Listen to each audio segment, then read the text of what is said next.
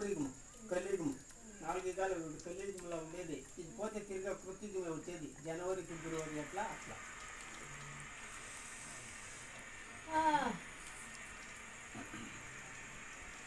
ఓనుగూరు కొండ కూడా బంగారు వడ్లు రాసి అంటారు, అవునా?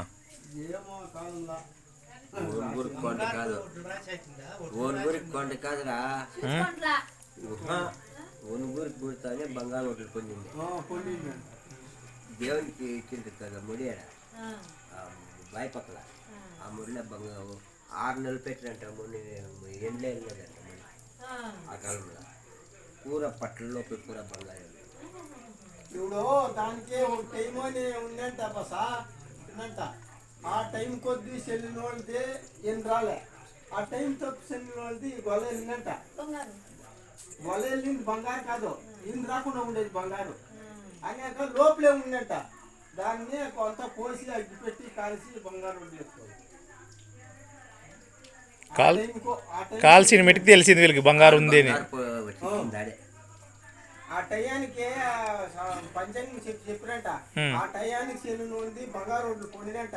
ఆ టైం తప్పని వాళ్ళు మన వడ్లే. దాన్ని అందరి ఒడ్లు కోసుకుంటే కూడా ఒడ్లు లోపలే ఉండేట. ఆ ఉడ్ని అంతా కోసి అగ్గిపెట్టి కాల్చి ఒడ్లు తొడుకోవాలి బంగారు వడ్లు.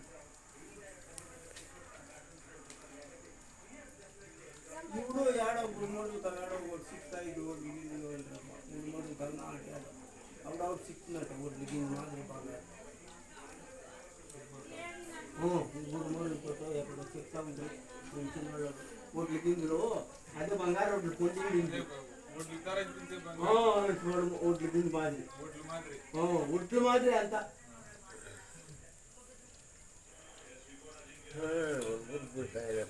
బంగారు వడ్లు పొంది ఏం చెప్తా ఉంటారు. ఒడ్లు మాత్రం నువ్వు చెప్పినట్లా పొందింది అది కాదు నేను చెప్తా ఉండేది. ఈ నడుమ వానలోనే వచ్చేది. ఈ బిడ్డ పాప ఈ జీవితము ఇది ఉత్పత్తి అవుతుంది, అది వానలతా వచ్చేది.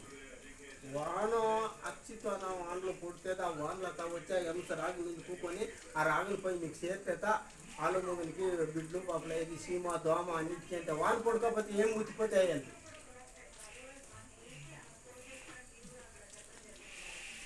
ఈ అంశం లేదు రాజకీయంలో పోయి చేస్తున్నట్టామంటే అది గుడ్డు వీడియోలు వచ్చి ఇన్ని గాలకు భూమి ఇదే. భూమి ఏమి మారిపోలే, జనాలు మారిపోయినాము, భూమి మాత్రమేనో భూమి మారిపోయిందేమో అనుకోను.